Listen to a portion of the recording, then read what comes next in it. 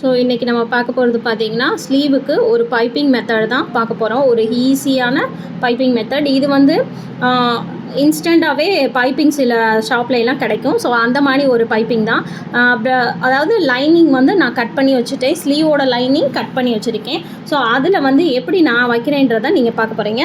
So எப்பயுமே நம்ம 1 இன்ச்சுக்கு வந்து கீழே வந்து ஃபோல்டு பண்ணுறதுக்காக ஒரு லைன் போட்டு வச்சுருப்போம். அதாவது எக்ஸஸ் கிளாத் விட்டு வச்சுருப்போம். ஸோ அந்த லைன்லேயே வந்து அந்த 1/2 இன்ச்சு கேப்பில் வந்து சிங்கிள் ஃபுட்டு வச்சுக்கணும். அதாவது எந்த சைடு பைப்பிங் இருக்கோ அந்த சைடு அந்த ஸ்பேஸ் இல்லாத அளவுக்கு ஒரு ஃபுட்டு வச்சு நம்ம நீட்டாக ஸ்ட்ரைட்டாக வச்சு லைன் போட்டுக்கிறோம். சின்ன தையலாக வைக்கணும். ஏன்னா நம்ம இதை பெரட்டி விடுவோம் அப்படின்ற ஒரு ரீசனுக்காக வந்து பார்த்திங்கன்னா நம்ம சின்ன தையல் வச்சுக்கணும். சின்ன தையல் வச்சு நானும் அதே மாதிரி தான் 2 லைனிங்லேயும் பார்த்திங்கன்னா அந்த 1 இன்ச்சு கேப்பில் அழகாக வச்சு ஸ்டிச் பண்ணுறேன். இப்போ பார்த்தீங்கனாலே தெரியும் கரெக்டாக அந்த பைப்பிங்கை ஒட்டி. இப்போ வந்து நம்ம எப்படி இதை வந்து மெயின் ஃபேப்ரிக்கோடு வச்சு ஸ்டிச் பண்ண போகிறோம்னு பார்த்தீங்கன்னா, மெயின் ஃபேப்ரிக் வந்து அதாவது நேராக இருக்கணும். அடிப்பக்கமும் வெளிப்பக்கமும் உங்களுக்கு வித்தியாசம் தெரியுதுல்ல. ஸோ நல்ல பக்கத்தில் தலைகீழாக வைக்கணும். நம்ம பைப்பிங் எந்த பக்கம் தைச்சோமோ அந்த பக்கம் வந்து நம்ம ஃபேப்ரிக்கை பார்க்குற மாதிரி, அதாவது நல்ல பக்கம் மெயின் கிளாத்தை பார்க்குற மாதிரி வச்சுக்கணும். வச்சுட்டு ஸோ அதே மாதிரியே ஸ்டிச் பண்ணணும். இப்போ நம்ம பொடி தையல் எப்படி போட்டோமோ அதே இடத்துல சேமாக இன்னொரு ஸ்டிச் நம்ம கொடுக்கணும். ஸோ பார்த்திங்கனாலே தெரியும்.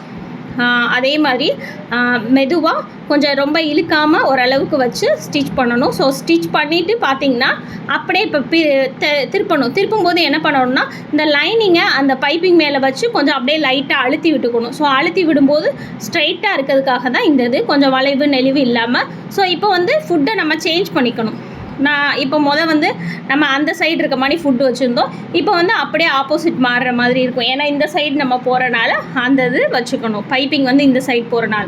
ஸோ அந்த மாதிரி ஃபுட்டு வச்சுட்டு அப்படியே நீட்டாக அந்த பைப்பிங்க்கு கொஞ்சம் வெளியே அந்த மெயின் ஃபேப்ரிக்கில் தையல் விழுக்கிற மாதிரி ஸ்ட்ரைட்டாக ஒரு ஸ்டிச் போட்டுக்கணும். அதாவது சின்ன தையலாகவே மேக்ஸிமம் வச்சு போட்டிங்கன்னா சீக்கிரம் பிரியாது, பிசுறாகாது, எதுவுமே ஆகாது. ஸோ அதுக்காக இப்போ பார்த்திங்கன்னா நம்ம சுற்றிலும் தையல் போட்டுக்கலாம். ஸோ அதுக்காக நான் மெயின் ஃபுட்டை மாற்றிக்கிறேன். ஸோ பார்த்திங்கனாலே தெரியும். நான் இதில் வந்து ஒரு சின்ன ஒரு கனெக்ஷன் பண்ணி வச்சுருக்கேன். ஸோ அது என்னென்னு கமெண்டில் கேளுங்க, நான் உங்களுக்கு சொல்கிறேன். இந்த ஃபுட்டெல்லாம் ஈஸியாக சேஞ்ச் பண்ணுற மாதிரி ஒரு சின்ன டிப்ஸ் அதில் இருக்குது. அது யாருக்கு தேவைப்படுதோ கேளுங்க, கமெண்டில் கேளுங்க, நான் அதை ஒரு வீடியோவாக போடுறேன். ஸோ இப்போ சுற்றிலும் வந்து நம்ம ஸ்டிச் பண்ணியாச்சு. லைனிங் ஃபேப்ரிக்கும் மெயின் ஃபேப்ரிக்கும் சேர்ந்து இருக்கிற மாதிரி ஒரு பெரிய தையல் போட்டு நீட்டாக சுற்றிலும் பண்ணியாச்சு. இப்போ எப்படி இருக்குதுன்னு பாருங்கள். அந்த பைப்பிங்கோட அவுட்லுக் வந்து எப்படி இருக்குது அப்படின்னு நீங்களே பாருங்கள்.